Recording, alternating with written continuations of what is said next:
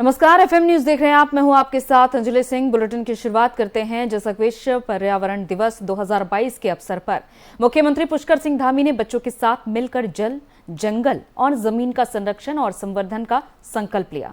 इसी के साथ मुख्यमंत्री पुष्कर सिंह धामी ने पौधरोपण भी किया। विश्व पर्यावरण दिवस 2022 पर एक गोष्ठी भाग भी लिया है। मुख्यमंत्री पुष्कर सिंह धामी ने कहा है कि गोष्ठी के माध्यम से सभी लोगों से अनुरोध किया गया है कि हिमाचल राज्य में पर्यावरण का संरक्षण होना बहुत जरूरी है। जल, जंगल और जमीन को कैसे संरक्षित किया जाए, इस पर चर्चा की गई। उत्तराखंड में इकोलॉजी और इकोनॉमी दोनों का ही संतुलन बना रहे, इस पर विशेष फोकस करने की जरूरत है। सरकार की कोशिश है कि देहरादून समेत उत्तराखंड के सभी शहर क्लीन सिटी के रूप में जाने जाएं और उस दिशा में सरकार काम करेगी। पर्यावरण संरक्षण के लिए उत्तराखंड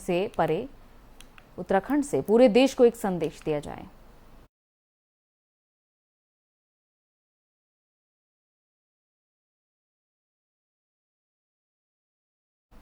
देहरादून से खबर, रितु खंडूरी ने सीएम पुष्कर सिंह धामी से मुलाकात की। तो उत्तराखंड विधानसभा के अध्यक्ष रितु खंडूरी ने सीएम पुष्कर सिंह धामी से मुलाकात की, उनको जीत की शुभकामनाएं दी, उनको एक पौधा भी भेंट किया। विधानसभा बजट सत्र की तैयारियों को लेकर भी दोनों के बीच बातचीत हुई है। जैसा कि 14 जून से शुरू होगा विधानसभा सत्र और इसके लिए बैठक हुई, दोनों में बातचीत हुई।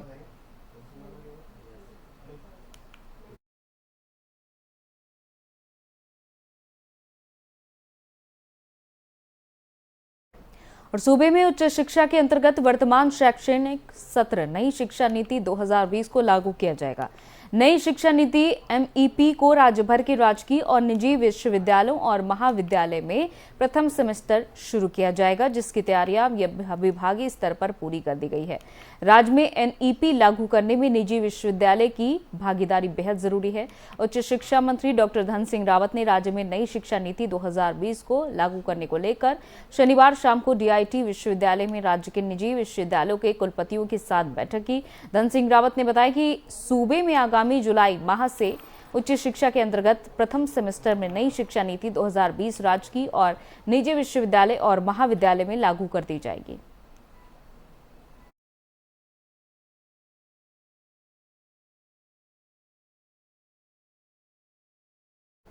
उधर कश्मीर में कश्मीरी पंडितों पर अत्याचार को लेकर आम आदमी पार्टी ने देहरादून के गांधी पार्क में धरना दिया।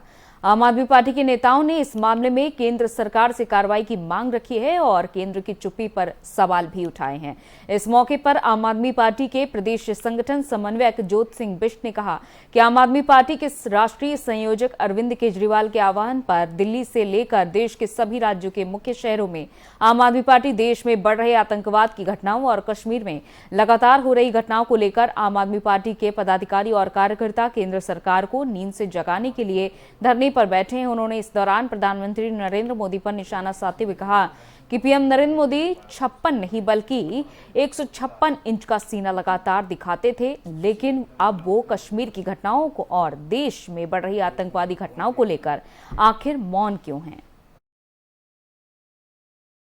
आतंकवाद है, उसके खात्मे के लिए केंद्र सरकार समय रहते प्रभावी कार्रवाई करे और उसके साथ साथ कश्मीरी पंडितों को सुरक्षा देने का काम करे। जिस का माहौल बन गया है, उससे वहाँ पर जो कश्मीरी पंडित हैं वो अपने को असहज महसूस कर रहे हैं, असुरक्षित महसूस कर रहे हैं और वहाँ से लगातार पलायन कर रहे हैं। एक तरफ कश्मीर फाइल्स का प्रमोशन करके सरकार अपनी पीठ थपथपा रही है, तो दूसरी तरफ कश्मीरी पंडितों पर जब अत्याचार हो रहा है तो उस समय केंद्र सरकार मौन है।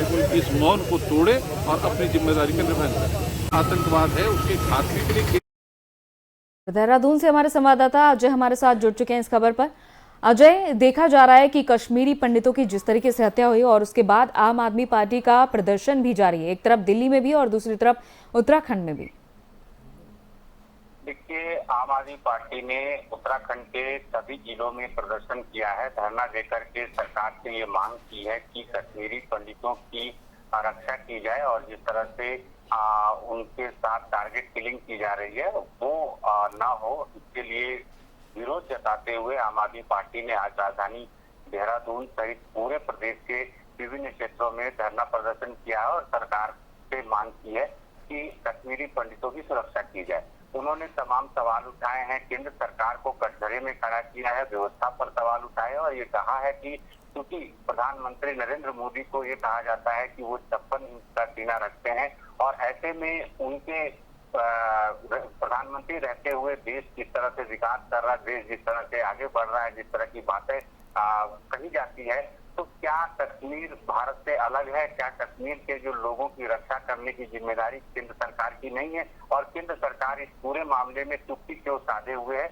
इसी बात को लेकर के आज आम आदमी पार्टी ने नाराजगी जताई है और केंद्र सरकार को कटघरे में खड़ा किया है। आम आदमी पार्टी के जितने भी नेता रहे हैं, वरिष्ठ नेता, वो सारे आज देहरादून के गांधी पार्क में एकत्र हुए और गांधी पार्क में एकत्र होकर के उन्होंने धरना प्रदर्शन किया है और इसके साथ साथ आज दिन भर वो गांधी पार्क में डटे रहे और उन्होंने ये कहा है कि कश्मीरी पंडितों की सुरक्षा को लेकर के केंद्र सरकार उस तरह से संवेदनशील नहीं है जितना कि होना चाहिए था। केंद्र सरकार केवल बातें करती है और पूरे देश में चूंकि विभिन्न जगहों पर आम आदमी पार्टी के कार्यकर्ता विभिन्न केजरीवाल के दिशा निर्देश के बाद धरना प्रदर्शन कर रहे हैं और केंद्र सरकार पर दबाव की रणनीति आम आदमी पार्टी की ओर से बनाई जा रही है और आम आदमी पार्टी की ओर से बार बार यही कहा जा रहा है कि क्योंकि प्रधानमंत्री नरेंद्र मोदी के रहते इस तरह की घटना हो रही है तो केंद्र सरकार को इस पर जवाब देने की जरूरत है।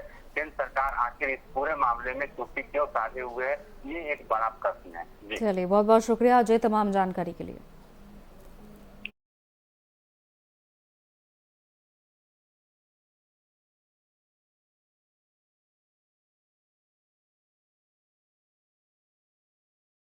देहरादून से खबर, उत्तराखंड में दर्जाधारी मंत्री बनाए जाएंगे। धामी सरकार में 100 से ज्यादा दर्जाधारी मंत्री बनाए जाएंगे। चरणबद्ध तरीके से दर्जाधारी मंत्रियों को जगह मिलेगी। जल्द ही इसकी घोषणा भी हो सकती है। तो बीजेपी संगठन की तरफ से इस पूरे मामले को लेकर मंथन किया जा रहा है कि आखिर कौन वो जुझारू मेहनती कार्यकर्ता नेता रहे हैं जिन्हें दर्जाधारी मंत्री बनाया जा सकता है।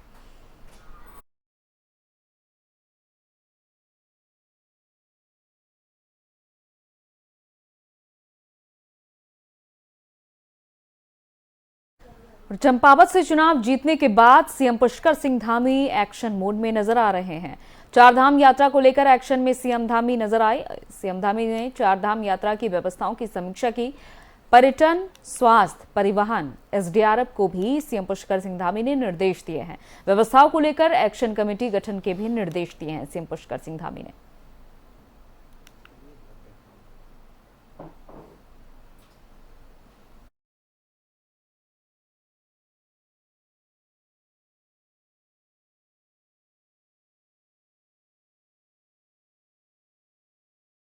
और चंपावत चुनाव जीतने के बाद एक्शन मोड में नजर आ रहे हैं सीएम पुष्कर सिंह धामी। कई बड़े फैसले लेते हुए दिखाई दे रहे हैं। अब बात है आज कौन कौन से बड़े फैसले रहेंगे जिन पर सीएम पुष्कर सिंह धामी मुहर लगाने वाले हैं।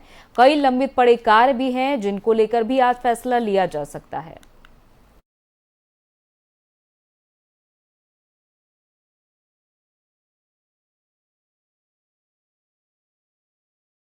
जिलाधिकारी धीराज सिंह गर्ब्याल ने लापरवाही और जनता की शिकायतों पर ग्राम पंचायत विकास अधिकारी दिनेश सैनी को सस्पेंड कर दिया है। आरोप है कि ग्राम पंचायत विकास अधिकारी की ग्रामीणों की ओर से लगातार शिकायत मिल रही थी। डीएम ने सभी अधिकारियों को निर्देश दिए कि जनता की समस्याओं का समाधान प्राथमिकता से किया जाना चाहिए। डीएम धीरज सिंह गर्ब्याल रामनगर पहुंचे, जहां उन्होंने तहसील परिसर में जनता की समस्याएं सुनी। जिला अधिकारी के सामने 88 लोगों ने अपनी समस्याएं रखी। जिला अधिकारी के द्वारा कुछ समस्याओं का मौके पर ही निस्तारण करते हुए बाकी समस्याओं को संबंधित विभाग के अधिकारियों को भेजा गया और जल्द समाधान करने के निर्देश दिए गए।